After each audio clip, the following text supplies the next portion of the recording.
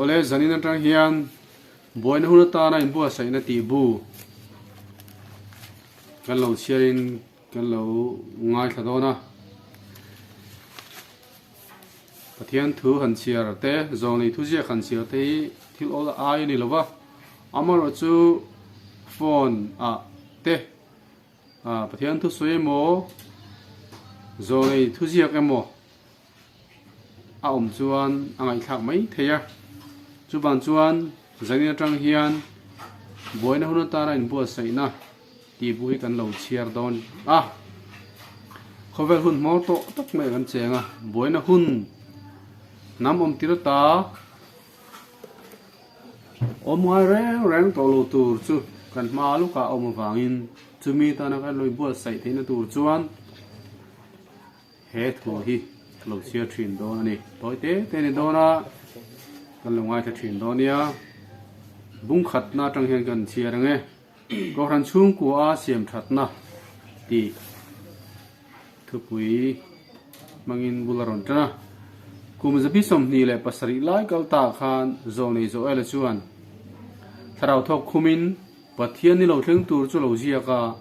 zaiona chuan totrot hamula katlang thing lima chuan in ralin thu puang ro leimi te chu khur ro se lalpa ni chulo thena wangin zan chu hnai ta thim na ni le lungai na ni chhum le thim cha tak chu jing alo ni don ta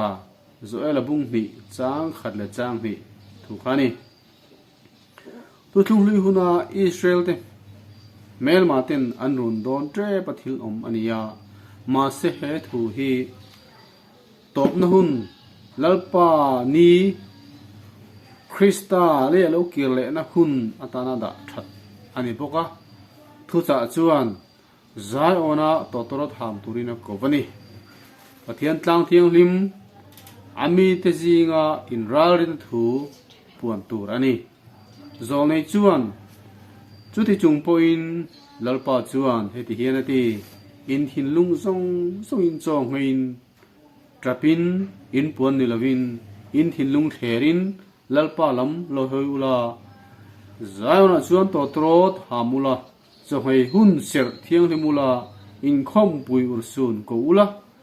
mi pui khom ula mi pui te ti thiang lim ula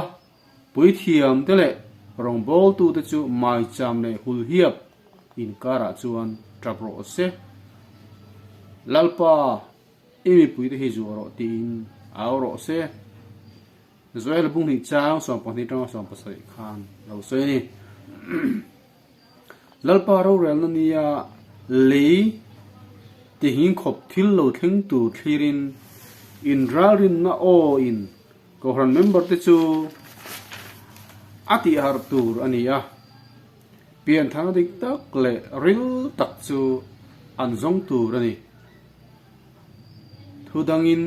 nun siam that na nen top na huna thil rap thak tak lo theng tur tan ko ran chu ain bot sai tur ani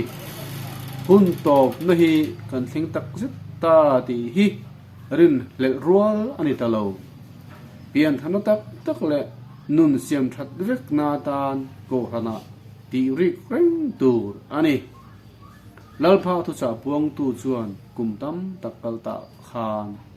halo ziak ani lalpan thu mal som se amen ate mai